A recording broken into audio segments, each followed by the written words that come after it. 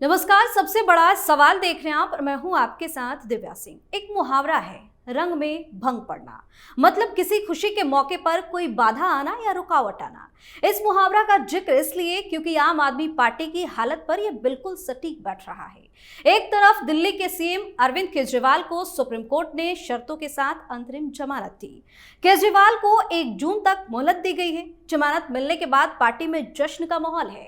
तो दूसरी तरफ ईडी ने राउज एवेन्यू कोर्ट में 224 पेजों की सप्लीमेंट्री चार्जशीट दाखिल की है, जिसके बाद आम आदमी पार्टी की टेंशन बढ़ी हुई है। मामले में 13 मई को कोर्ट में सुनवाई होगी। ऐसे में सबसे बड़ा सवाल यह है कि केजरीवाल की जमानत के बाद ईडी की चार्जशीट से पार्टी नेताओं की बेचैनी क्यों बढ़ी हुई है और अब आगे क्या होने वाला है। इसी पर चर्चा करने के लिए मेरे साथ स्टूडियो में मौजूद है कैपिटल टीवी के एग्जीक्यूटिव एडिटर राजीव जी। सर, आपका स्वागत है। धन्यवाद। आखिर ईडी के चार्जशीट से इतनी ज्यादा टेंशन क्यों बढ़ी हुई है? क्योंकि ईडी के चार्जशीट में बात ही ऐसी है। पहली बात तो अरविंद केजरीवाल के लिए अभी तक जितने सप्लीमेंट्री चार्जशीट थे जो दायर किए गए थे, उसमें अलग अलग समय में अलग अलग लोगों का नाम था। जैसे जब पहली बार सप्लीमेंट्री चार्जशीट दायर की गई तो उस समय ये जो केजरीवाल के चट्टे बट्टे हैं, उसमें संजय सिंह सामने आकर प्रेस से बोलने लगा, मेरा तो कहीं नाम ही नहीं है।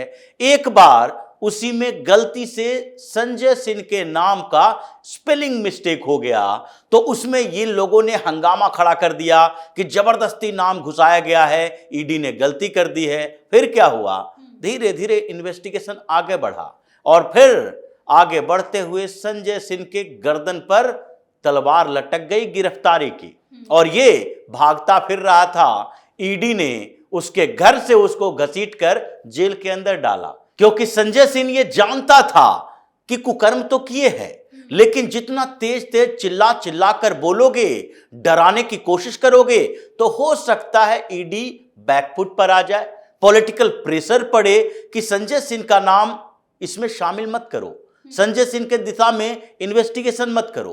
ठीक उसी तरीके से जैसे इन्वेस्टिगेशन आगे बढ़ा तो फिर मनीष सिसोदिया के बाद, संजय सिंह के बाद अरविंद केजरीवाल का नाम आया। अरविंद केजरीवाल का नाम कैसे आया, ये बार बार ये लोग सवाल उठाते रहे कि 1 साल से ज्यादा समय हो चुका है, अरविंद केजरीवाल के खिलाफ पहली बार ऐसे कैसे अचानक से नाम आ गया। इन लोगों ने उसमें राजनीति घुसेड़ने की कोशिश की, हाई कोर्ट से फटकार लगी, सुप्रीम कोर्ट में तो एक अलग माहौल है। वहां ये सवाल जो हमेशा किया जाता है वो लगता है कि अपराधियों को बचाने के लिए जज साहब बैठे हुए हैं। जैसे सुप्रीम कोर्ट ने ये सवाल किया अरविंद केजरीवाल की सुनवाई के दौरान भी कि आखिरकार इतने समय के बाद अरविंद केजरीवाल का नाम क्यों आ गया। ये तो आम आदमी पार्टी का सवाल है। ये जज साहब तो खुद जानते हैं कि इन्वेस्टिगेशन जब धीरे धीरे चलता है तो उसके बाद नीचे से ऊपर की तरफ पकड़ा जाता है। ऐसा नहीं है कि अगर कोई मर्डर होता है तो जिसने शूट किया, जो शूटर है, जिसने पिस्तौल बंदूक चलाई है, उसको पकड़ने की बजाय सबसे पहले उसे भेजा किसने था, उसी को गिरफ्तार कर लिया जाए। सबसे पहले गिरफ्तारी तो उसकी होती है, उसका नाम सामने आता है और उसके बाद जब उससे पूछताछ होती है, हो सकता है धीरे धीरे ये पता चले कि ये अपने लिए नहीं बल्कि उस व्यक्ति के लिए मर्डर कर रहा था। कोई भी सामान्य इन्वेस्टिगेशन की दिशा यही होती है और यही ईडी बार बार कहने की कोशिश कर रही थी कि भाई 23 फरवरी 2023 को उसके इन्वेस्टिगेशन की दिशा तब बदली जब के कविता के चार्टर अकाउंटेंट बुची बाबू ने यह बताया कि अरविंद केजरीवाल से डायरेक्ट बातचीत हुई थी। जब के कविता के मोबाइल में व्हाट्सएप रिट्राइव किया गया, उसमें एक्साइज पॉलिसी का पूरा ड्राफ्ट मिला और वो भी उस तारीख में जबकि ये न्यू एक्साइज पॉलिसी दिल्ली में लागू भी नहीं हुई थी। ये धीरे धीरे वहां तक पहुंचा और इन लोगों ने करप्शन के इतने लेयर बना रखे हैं कि ऊपर के लेयर तक पहुंचने के लिए नीचे के लेयर को तोड़ना पड़ेगा। लेकिन फिर भी यही होता रहा और अब अरविंद केजरीवाल का नाम भी लिया गया है। तो पहली समस्या तो केजरीवाल के लिए है कि अब उसमें एक के बाद एक इन्वेस्टिगेशन की पूरी कहानी बताई गई है और चार्जशीट के बाद अब ट्रायल शुरू होने वाला है, क्योंकि ईडी को भी अब पता है चीफ मिनिस्टर जेल के अंदर रहेगा, डिप्टी चीफ मिनिस्टर जेल के अंदर रहेगा। यानी कि वो उस समय जिन दोनों की सबसे बड़ी भूमिका थी उन दोनों का नाम आ चुका है। ये दलाल किस्म के मीडियोकर जो थे, जो कुरियर का काम करता था, उसका नाम सामने आ चुका है। और संजय सिंह जैसे वो लोग जो वसूली किया करते थे, ये वसूली गैंग का सरगना का नाम सामने आ चुका है। उसके बाद गोवा में जो वहां पैसा पहुंचाता था, जो हवाला कारोबारी के साथ काम करता था, उस कुरियर वाले का नाम सामने आ चुका है, चरणप्रीत का नाम सामने आ चुका है। तो ये पूरा का पूरा जो लिंक है वो एस्टेब्लिश हो चुका है, मनी ट्रेल पता लग चुका है। तो अब करना क्या है? अब इन्वेस्टिगेशन नहीं है, अब कोर्ट में एस्टेब्लिश करना है, यानी ट्रायल की शुरुआत होगी। तो इसलिए पहली समस्या अरविंद केजरीवाल की बढ़ी और इन लोगों को अगले 6 महीना में सजा दिलाने के लिए ईडी की पूरी तैयारी है कि ज्यादा समय मत खींचो। ऐसा नहीं कि राहुल गांधी, सोनिया गांधी की तरह जो इतने समय से घोटाला करके बेल पर बाहर है, ये जो नेशनल हेराल्ड का घोटाला हुआ 5,000 करोड़ का, अभी तक इन लोगों की सुनवाई ही नहीं हुई है, ट्रायल नहीं हुआ है, सजा कैसे होगी? ये केजरीवाल के मामले में ऐसा नहीं होगा। इन लोगों को 6 महीना के अंदर सजा मिलनी है। लेकिन उसके बाद अब जब ये लोगों को सजा मिल जाएगी तो आम आदमी पार्टी का क्या? आम आदमी पार्टी जो कि सबसे बड़ा बेनिफिट गेनर है, उसका नाम क्यों नहीं आना चाहिए? तो इसलिए आम आदमी पार्टी को आरोपी बनाने के लिए इन लोगों ने पूरे लीगल एडवाइस लिए।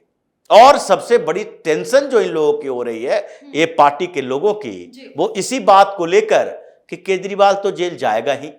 अभी जमानत पर बाहर निकला, इसका मतलब ये नहीं है कि ये जमानत पर ही बाहर रहेगा और आरोप मुक्त हो जाएगा।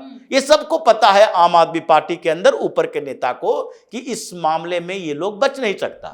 केजरीवाल को उस रीजन के आधार पर आरोप जो लगा है, उसके टेक्निकलिटी, उसके ग्राउंड पर, उसके सबूत के आधार पर जमानत नहीं मिली है।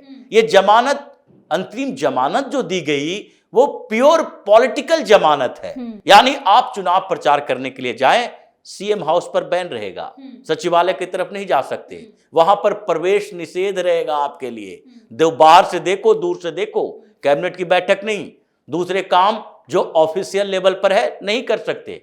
यानी कि बेशर्मी है इसकी कि इतने ह्यूमिलिएट होने के बावजूद ये इस पद पर बना हुआ है। अगर कोई 10 दिन तक बाहर रहता है और सीएम है और सीएम का दायित्व भी नहीं निभा सकते, तो तुम्हारी बेशर्मी है कि उसके बावजूद भी तुम कुर्सी से चिपके हुए हो गोंद लगाकर। तो ये अब टेंशन इन लोगों की यही है कि आम आदमी पार्टी, ये नेता तो सजा भोगेंगे, लेकिन आम आदमी पार्टी बचेगी तो जो बचे हुए इनके चट्टे बट्टे हैं वो कम से कम राजनीति करते रहे। अब उन राजनीति करने वाले लोगों के बीच चर्चा इस बात की है कि केजरीवाल ने तो आम आदमी पार्टी को भी फंसा दिया। अगर ये इतना घसीटता नहीं, अगर इतना जिरह नहीं करता, अगर ये कोर्ट में बार बार जाके आम आदमी पार्टी का नाम नहीं लेता कि देखिए हमारे पास क्या मिला। ये लोग कह रहे हैं ईडी वाले कि आम आदमी पार्टी को फायदा हुआ, आम आदमी पार्टी ने गोवा चुनाव में इस पैसे को खर्च किया, 45 करोड़ वहां लगा, तो ये सारा जिक्र तो आम आदमी पार्टी का है। तो फिर हम उसमें कैसे शामिल हो सकते हैं? अगर खुद अरविंद केजरीवाल ने घूस लिया होता तो आप बताते, लेकिन अरविंद केजरीवाल मनीष सिसोदिया को कॉन्स्पिरेटर के तौर पर वहां आरोपी बनाया गया है।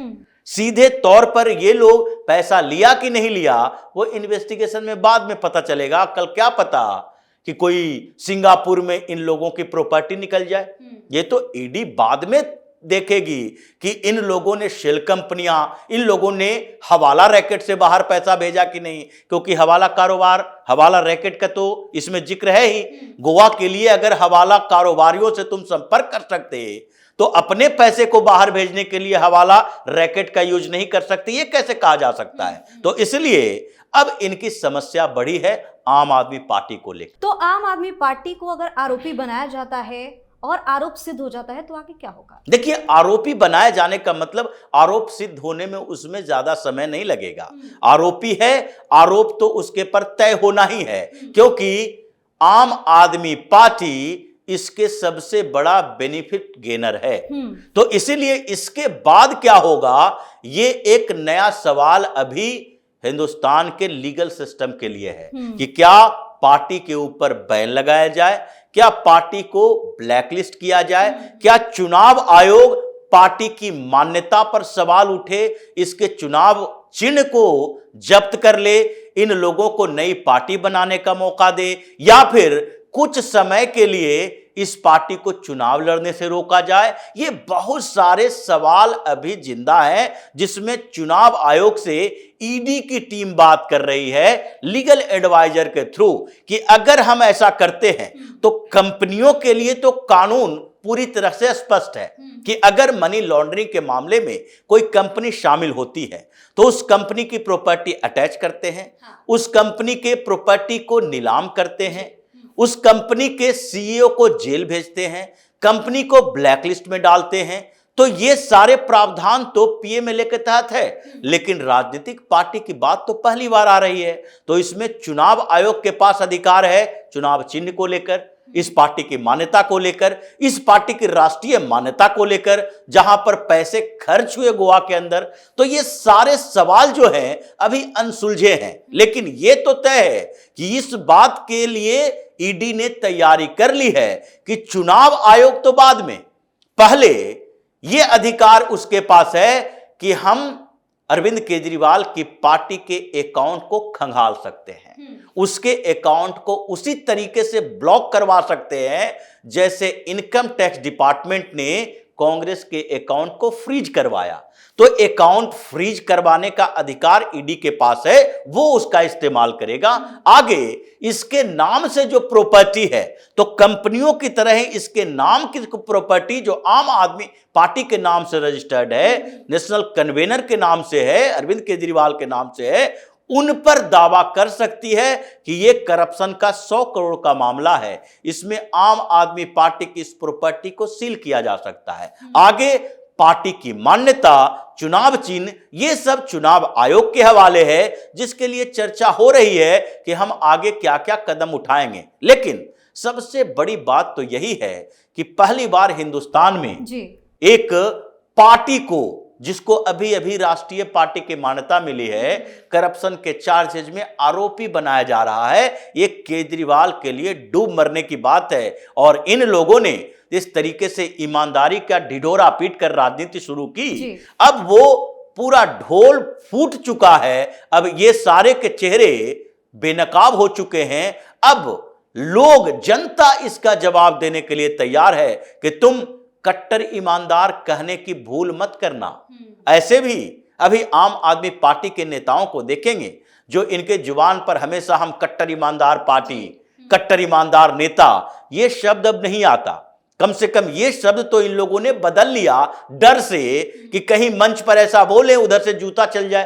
पहले भी केजरीवाल कई बार जूता चप्पल खा चुका है, स्याही इनके चेहरे पर लग चुकी है। अब आगे हो सकता है कि जैसे ही कैंपेन के लिए जाए फिर से वो कांड हो जाए जैसे पहले भी थप्पड़ कांड हो चुका है। इसलिए अब तो केजरीवाल को सावधान रहना पड़ेगा। भले ही अभी सीएम है, प्रोटोकॉल है, सिक्योरिटी है, लेकिन फिर भी लोगों को कुछ कहा नहीं जा सकता। कब कौन कैसा कर दे ये लोगों के लिए उसके आधार पर तय होता है। इसलिए केजरीवाल सतर्क रहें, सावधान रहें, अपना मुंह छुपा के बैठे रहें। वीडियो संदेश जैसे देता है अपने ऑफिस में बैठकर, वैसे ही दे। कैंपेन से थोड़ा बच के रहे, नहीं तो कुछ भी हो सकता है। बहुत बहुत धन्यवाद से तमाम जानकारी। धन्यवाद। तो सुप्रीम कोर्ट से केजरीवाल को अंतरिम जमानत तो मिल गई है, लेकिन ईडी की चार्जशीट सीएम केजरीवाल और आम आदमी पार्टी की मुश्किलें बढ़ाने वाला है, और यही सोचकर पार्टी नेता परेशान हो उठे हैं। सबसे बड़ा सवाल में आज के लिए इतना ही। अगर आपने अभी तक हमारे चैनल को सब्सक्राइब नहीं किया है तो सब्सक्राइब कर लीजिए, हमारे वीडियो को लाइक कीजिए, शेयर कीजिए, हमारे वीडियो पर कमेंट करके जरूर बताएं कि आपको हमारी खबर कैसी लगी। धन्यवाद।